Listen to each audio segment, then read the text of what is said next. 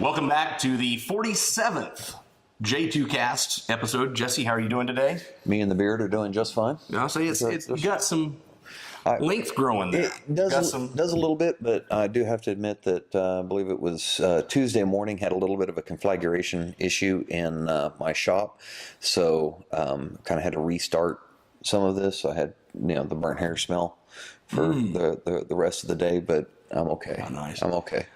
For those of you out there that are curious, I did a secondary review on the Raven pack yesterday. And if you want to watch it for no other reason, check it out. You'll see what it looked like after I haven't shaved for a week. Like me after a day. So that was on there. It's on YouTube. Check it out. It was fun to do. Today we're going to talk about a little bit about Harvey and some things we've noticed about that. Record storm. I think I read one. I think Trump tweeted out it was like a 500-year storm, I think is what he said. Yeah, something to that effect. I don't know how accurate that is, but because I don't know how much of a forecaster President Trump is, but we'll go with that. He tweeted it. We'll say, okay, it's a 500-year storm. Well, he did tweet it, so that part is a fact. The substance of the tweet, we haven't. Right. We haven't confirmed, but the fact is he did tweet that. So we're going to talk about today a little bit about, and this does all go together. Houston knew it was going to flood. So why didn't the city evacuate? A lot of people are crying about this. Oh, why didn't you tell us? Oh, please, please, please, please, please. And this is kind of asinine to me, to be blunt, because I am of the opinion that if you live in a city built on top of a marsh, known to flood, and you don't say, maybe just in case. This is a big one. This is looking like it's already hit Corpus Christi at a level 4. Right. Maybe we go see Aunt Ethel in Dallas. Yeah, I think that was the thing, was the fact that it was still a level 4 by the time it made landfall. Over 50 inches of rain, enough rain. I read the other day, 2 days ago, I read it was enough rain to fill the Great Salt Lake twice. And as of yesterday, it could have done it almost 4 times. Wow. Now, I did research. The Great Salt Lake is an average of 33 feet deep, but it's a big lake. So, So that's where I started talking to Jesse, and I said, when did we let ourselves get trained by the powers that be that we think we have to be told when to leave an area, when we have to be told to stay? We have to be told when to protect ourselves. Right. And it's the type of thing where I understand if there was something worse north of the hurricane, don't leave the hurricane, you're going to drive into the lava pit. You don't want to do an Anakin Skywalker. So you don't want to drive. I can understand that. I understand. Don't do this. It's worse over here. Yeah. But don't do this just because I understand. And if they would have started days ahead of, because I know that the mayor of Houston said we can't put 6.5 million people on the road at the same time. It's going to be a madhouse. Well, you're right. If you wait till the last minute. Yes, if you wait until the last minute, because different people are going to evacuate at a different time. Not everyone's going to pack up, and it is going to be. It would congest the roads quite a bit, but I still wonder whether or not maybe that was a better option than the risks being taken. I think it depends on where you live in the town, because there are parts of town, there are shelters that are above water still. And I think if you've lived anywhere very long, like I know that when it really pours down rain, my street is going to flood. Now, it's not going to come anywhere near my house. No. It's going to build up. I should have brought footage of it. It's going to run. I mean, it's big enough. We got out. We've played with boats in it with the kids and things like that. But we know it's not going to creep up. Now, if I ever get the rain like this, if we ever got rain like this and I saw it creeping up my driveway, which it has never done. Right. I know to start going, perhaps there's something to do. And then I would start thinking, what can my vehicle handle? Right. Thankfully, Tony and I both have 4-wheel drive vehicles that are up off the ground, so we can get by that. Say your only car is a Toyota Corolla. Lower to the ground, lighter, that type of thing. You're going to have to leave early to safely leave. Right. So why do we need to listen to the government to do this? Why do we need to listen to anybody? If we're uncomfortable, we have that ability. Now, I know we have a lot of overseas viewers, I've noticed this picking up. And I'm sure, hopefully, a lot of you have the same, that you can get up and go once you sense this isn't right. Once you sense that your family's in danger, that you can up and ambulate. So why did they have us trained this way? Why are we doing this? And how is that going to affect our preps with this forethought in mind? If we won't get up and leave when the water's rising, how's that going to affect our preps? And that's what we're going to talk about when we come right back. Like what you see, like our Facebook page. It's j2cast prepping. You're more than welcome to email us at jeff@j2cast.com or jesse@j2cast.com. Go ahead and leave a voicemail if you'd like at 417-533-3716. And welcome back. What we were talking about was Hurricane Harvey and people that weren't sure whether or not to leave as the water started rising. Now, there's a term, I think, for this situation, I believe, called overcome by events. And I think we have to keep that in mind with our preps because it happens. It's a military term, I believe. Yeah. Or there's also overtaken by events. Overtaken by events, yes. Overtaken by events, overcome by events. I found instances of both. And I got thinking about that. How is that going to, if we won't leave rising waters, how's that, waiting for somebody to say, all right, you can go now. Like we're waiting on a water slide. You know, you get up on the water slide, next, you know, and that's really, Yeah. I all believe in order. I do. I believe in order, but I also believe that you know, we have to be able to take care of ourselves. That's what the country was founded upon. So how is that going to affect our preps? I got to thinking about this, and here's some ideas I have. You know, right now we have a chemical plant getting ready to explode. Yeah. Down there, and they had backup generators. They had things like this, and the backup generators were swamped. The refrigerated trucks are now swamped. They're unable to keep them cool. So they alerted the town, this is going to blow. You need to evacuate. Right. Well, now people are coming out against this place going, well, they didn't have anything backup. And they did have backups, but this was such a storm that the cost to benefit ratio, the chances of this storm hitting and doing this damage was so low, they invested enough for what they thought would happen. Right. And that's really, as preppers, what a lot of people do. What do I think is going to happen? What do I have to keep my family fed, somewhat comfortable, and dry, right, and all that? So I got to thinking about this. What could happen in a scenario where we're depending on our preps that would create an overcome by events scenario? And the list I came up with off the top of my head, just sitting down this morning. Oh, by the way, speaking of this, I went out to get coffee this morning. Yeah.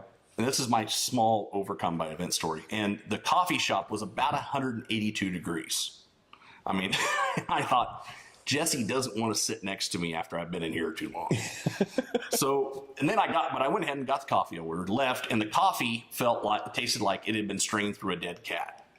So, got rid of it, went down to the bookstore. They were closed. They don't open at 9 o'clock anymore. So I still couldn't get my coffee. And I was going to sit outside because it's a beautiful day this morning, 70 degrees when I left the house. And I couldn't sit outside. They could sit outside there, but they were closed. So I went down. I finally ended up, they made me get a healthy drink. Oh, the horror. I mean, that's a smoothie because I couldn't get coffee. Because I was overcome by events and could not get my coffee. Okay. So I've lived this today. Wow. Not saying I'm like in a brotherhood with Houston people, but is there caffeine in that? There's chocolate. I don't know if there's caffeine. It's peanut butter cup. It's peanut butter, chocolate, and something else. Kale? No kale or anything. No avocado. No avocado. Nothing green in it. Okay. So anyhow, this really set me on this train of thought. What could happen unexpectedly? Sorry, you just gave me a whole new appreciation for my coffee. I needed a drink. And here's some ideas down. Grid down scenario. You're bugging in. You have solar. Mm-hmm. How much is solar doing them right now in Texas? After 5-6 days of rain, I'm not sure. Well, yeah, the decreased solar radiation from the cloud cover, and if the solar panels or the power processing, I guess I should say, their inverters and such, if that's underwater, zero. It's doing zero good. And then if you take on top of that, you take possible explosion risk. They may be shutting off natural gas to some areas. Right, so that it doesn't chain. Right, so your perhaps your backup generators, things like that, unless you've got on-site propane, backup generators are going bad. Or simple supply and demand. You've been off the grid for a while. You're bugging in. You just plain. I've seen reports of running out of fuel. Your propane tanks are gone. Your on-site gas is gone. Your on-site diesel's gone. You're just running out of fuel. Right. So you have to decide the fuel we have left. Let's say with gasoline, do we keep running here or do we fill up the vehicles and move on? Right. More people than planned for food. You've got your preps laid out. You know how many you expect. What happens when that family of 6 that you didn't plan on shows up at your front gate? What happens when that family of 6 is your brother, your sister, and their family? What happens if that family of 6 is complete strangers? You gotta. That's an event that can overcome your supplies. Overwhelm them. Yeah. What if that family of 6 is sick?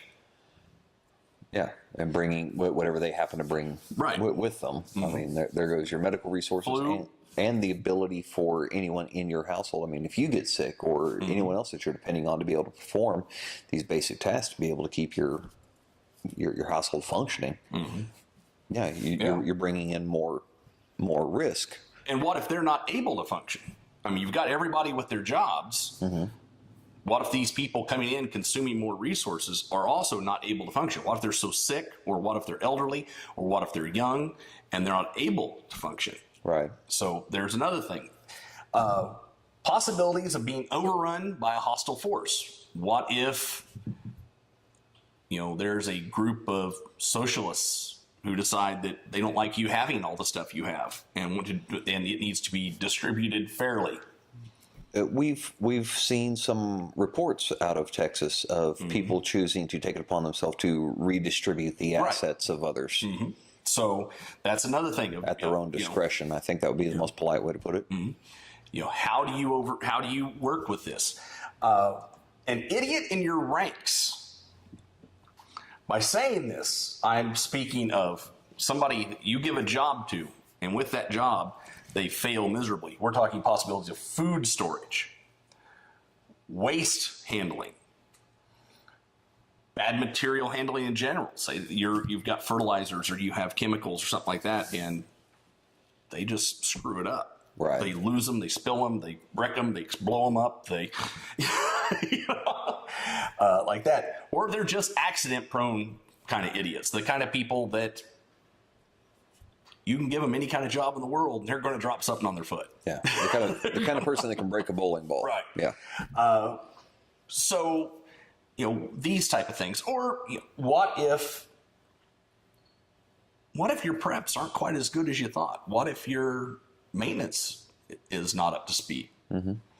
What if things that other people bring, their maintenance wasn't up to par? What if you're depending on a generator that Joe from across town brings over and that thing's never been serviced? Right. These types of things. What if your batteries in your solar bank are weak? It's these type of things. Eventually you're going to have to deal with this. Eventually you're going to have to either modify or you're going to have to start thinking about moving on because the current situation is no longer viable. Another way of being overcome by events, a bad actor within your ranks. What if you have somebody who is selling off supplies, using more supplies than they should, hoarding the supplies amongst themselves that are supposed to go to the group? et cetera, et cetera. I mean, you just think of it. Think of what one bad person. That's where these books, these post-apocalyptic books that I like to read, they've never addressed that yet. Right. Of the person in ranks doing something bad for the entire group. Somebody just being a complete self-serving moron. I think the closest would be in 1 second after they deal with some guys who are raiding houses for drugs. Right. And they don't put them in jail. I'll just say that. Won't give it away, but they don't put them in jail. And finally, if your water supply, even if you have a well, what if your water supply is poisoned by the events that are currently causing the grid to go down? Heavy metal poisoning, chemical poisoning, things like that. These are things where you have to reconsider your current plan. Right.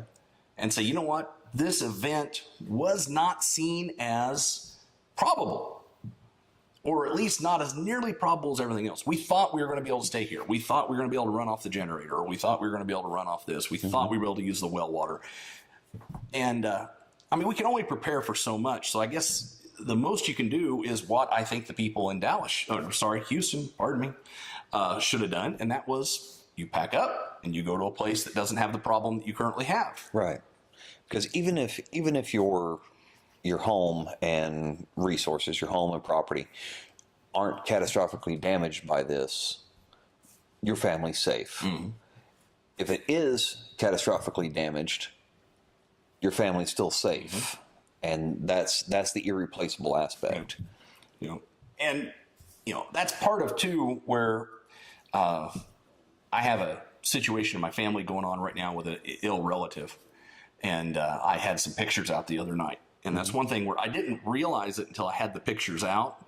But I've put them all in a box with a handle. And these are all real irreplaceable. There's pictures from 1935, pictures from 1942, mm-hmm. things like that, which is funny because with my family, one of the pictures from 1935, one of the pictures from the 1940s, pardon me, there's a woman in a car. And it doesn't say who the woman is. It just says 1935 Ford. Priorities.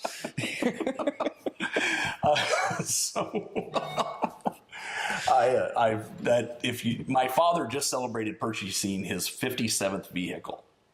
So that cracked me up that in my family, that's important. This brings me to the point of in your preps, you need to have, if nothing else, you've got to have that bug out plan. Even if you plan on bugging in, you need to have the ability to bug out. Your supplies in portable canisters, right? The things like that. And that's one thing also I double checked when I was hearing about all this. I went down and checked my food stores and my buckets and made sure they were relatively moisture proof. Right. I doubt you're going to put some of them under that much water and they're going to stay moisture proof, but I can at least load them into the truck in the rain, right, and not lose them. Pardon me. So, the bug out plan really has become to me because of this a necessity. Mm-hmm. As much as I want to stay home because it's my home and it's where my family's comfortable, it's where my family's used to things like that. There may come a time I have to throw things in the back of the truck and head somewhere that's not my home. And chances of it being a flood are pretty slim, but people thought the chances they're going to have to leave their house in Houston right now were pretty slim. Right.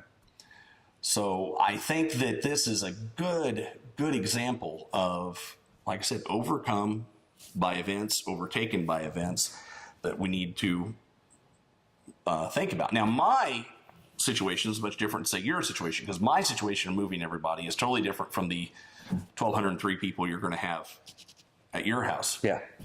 And, you're going to have to worry. I can, put everybody in my truck and go somewhere, not have to worry about it. You're going to have to worry about enough vehicles. Plus, you're going to have to make sure you've got a nurse on duty for the babies that are about to be born. Mm-hmm.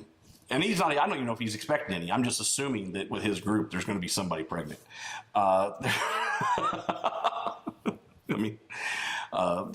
got to expect this stuff. Right. Or you're not ready for it when it happens. I guess it's a good thing I have experience birthing babies. Yeah. I've experienced watching it. Because like I said, I know there's people out there that's like, well, bug out at home. I'll stay home. Yeah, bug in. You know, Yeah. bug in at home. You know, and, well, that's great until you can't. Right. Well, yeah, when your home's underwater. Yeah. So saw this neat picture of a grandmother being taken out of her house on a jet ski. This jet ski was halfway. It was like backed into her entryway.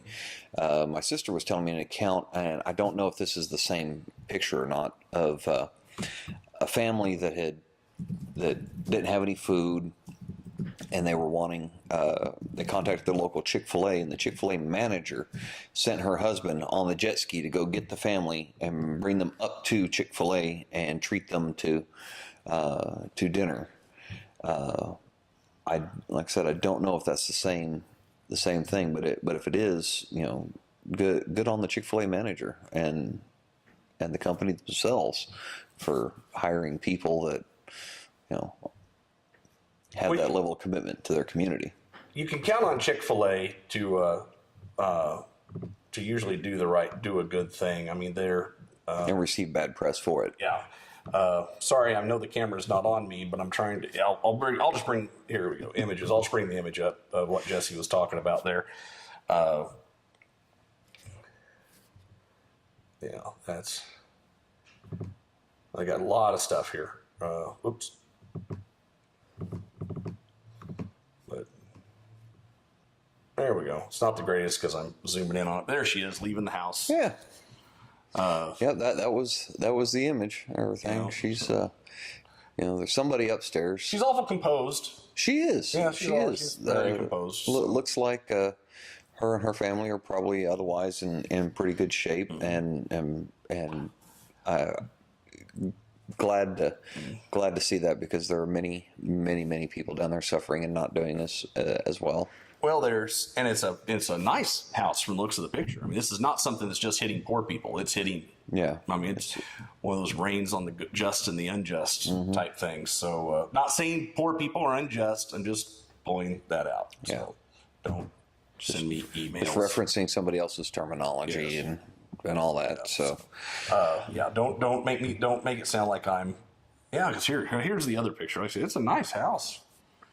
Yeah, I mean, that entryway there alone is impressive. Even underwater, it's impressive. I've got a soft spot for the grandfather clocks, and it does kind of break my heart to see that there. But you know, but really bless the people that are putting themselves at risk. You know, committing their time and resources to reaching out and help them take care of other people who either had no means or no intention of preparing for something like this. I'd like to point out, I've worked with news over the years, different floods, and one thing you don't appreciate until you go to the location, if you've never been part of one of these things, is the god-awful smell of that water, especially after it recedes and everything starts baking. I've been to Louisiana. You know, it's awful. I've done relief efforts for Hurricane Gustav and Katrina, and I've seen it. Everything floats. It's like cemetery vaults, caskets. Yes, like Pennywise the Clown says, they all float down here. Yeah, but yeah, I've seen it, I've smelt it, I've felt it, and I've been bitten by the bugs that thrive in it. Imagine everything that goes into storm sewers coming back up. Yep. Like a large toilet just regurgitating. Yep. It's just horrible. And it allows for a pretty free travel for the gator population down there. So we're going to wrap up today. This is going to be a shorter show. We're trying to come on to some ideas here. We're going to be posting smaller, not fewer, but smaller shows on Facebook. We did want to talk about, if you have a chance to give, please do, if you have the opportunity and the means. One of them I heard about yesterday that I had never heard of before, and it was just launched. It was actually launched early for this, was the guy on the My Pillow commercials, who I always thought the commercials were kind of silly. Little on the hokey side, but Mike Lindell. But he has a new foundation that he says he is covering all the administrative side of it. He's covering the bills, the people, the paying the people. If you donate a dollar's going to the people it's supposed to go to. So it's not, you're not donating a dollar and they're getting 10 cents, or donating a dollar and they're getting 50 cents, or donating a dollar and they're getting 40 cents. You donate a dollar. Like the Red Cross? Yeah, he says they're going to get a dollar. Well, everything I have ever seen on this guy is, he is just one of the sweetest guys I think you'd ever want to meet. I've not heard anyone ever say anything cross about him, and I just heard about his foundation this morning whenever you told me about this, and I have no reason to believe that he is not running his foundation that way. I mean, our country has a history of foundations misappropriating funds, and I'm glad to see somebody do something that will actually offer some measurable relief. The one I want to see, the interesting part about this is he says, wouldn't it be nice to hear back from the person you helped? I'm interested to see how he's going to do that. I do know that he's leaving today, he said, with 60,000 pillows for people that are displaced. Wow. So that's I don't know how much he pays for his pillows. I think how much are they a piece? I think that they're like around $25, $30 a Let's say piece. he gives $10 a piece for them, and that's still $600,000 he's sending down there. Right. You know, so I mean, right out of his own pocket. yeah, so give where you can. There's some we would recommend over others. Once again, I'm a big proponent. I believe the Salvation Army does a fairly good job of moving the money on through. It's just up to you, but if you can, please do. I know from our history with the tornado, I know that things just poured in, and it was amazing. And I mean, we've just as a town, it's just amazing. It's how people can help. And I know you want to. I know I do. Yes. So please do that. And I'm gonna have a link under the YouTube thing here, and we're gonna put a link on the Facebook page as well. I don't have the ability to be able to go down there and physically help out, but I have helped in ways that I can. Mm-hmm. So, and that's really all. I mean, and it comes to a point. I know we hit here. You know, they put out a call. They said, if you got a boat, get down here. I don't got a boat, so wife won't let me get one. So we won't give you a jet ski either. I don't know how much help my one canoe would be. But I definitely, and I know that's part of the problem here in Joplin. We had was so many people inundated the area. We actually did not know what to do with all of them at first. Yeah, and it was difficult to give everybody something to do. And this is going to be years. I mean, the town, the size of place affected. If you can't help right now, this is going to go on for years. So keep this in mind. This is not going to be a quick fix. The billions of dollars in damage, the multiple businesses, multiple homes are just going to, they're going to be there. Yeah. I mean, we're still working on more Oklahoma from the last tornado. Yes. You know, so it's not going anywhere. There's going to be plenty of time for everyone to help. As far as Moore, Oklahoma goes, they just need to move the town. It's weird going through there and seeing all brand new buildings on 30-year-old roads. I feel the same way about New Orleans, though. When you have to look up to see the ships, it's time to just, you can move the buildings, you can recreate them. Just do it somewhere else. And it's such a beautiful, beautiful place to go walk around. Not entirely safe, but beautiful. But yeah, I can't. It can be reconstructed. I can't disagree with the city below sea level aspect. After helping down there with Katrina and being down in that different parts of Louisiana for Hurricane Gustav. Exactly. We'll be right back for the closing segment. Thanks a lot.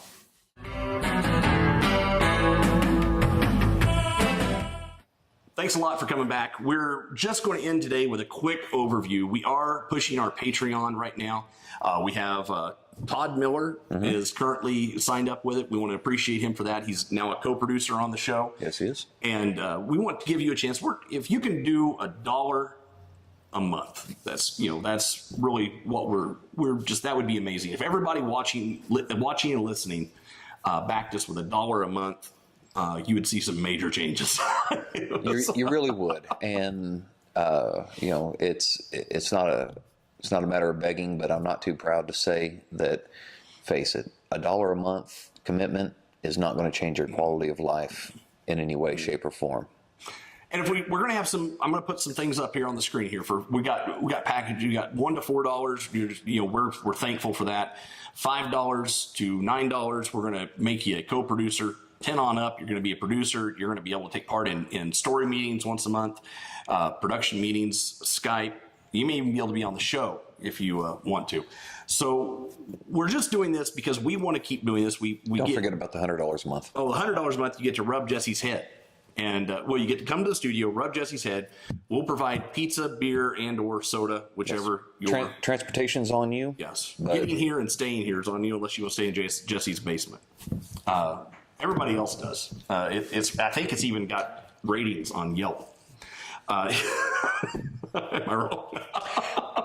Yeah, I think TripAdvisor has me listed. Yeah. I do believe. I wasn't sure if it was TripAdvisor or just. I think that's homelessforamonth.com. No, it was a TripAdvisor. There's an owl sticker on my door. Oh, all right, okay. Never mind then. Well, there will be after I get home. Yeah. So we just want to put that out there. If you can't, still want you to listen, want you to watch, want you to take part. That's not a problem. We just appreciate if you would support us and help us to try to do as good of a job this as we can. This isn't cheap. We've got cameras, switchers, computers, rent, bandwidth. I'm sure I'm forgetting something. Utilities. Utilities. We don't get paid. No, we don't have to worry about payroll. And we'd like to, though. Yeah. Not a lot, but just enough that I can buy my smoothies once in a while, and Jesse's coffee. So if you can do that, you would not believe how much we'd appreciate each and every one of you. And for that, we're going to wrap up this show and say thank you for joining us, and we'll see you next time. Take care of yourselves. Be safe. God bless.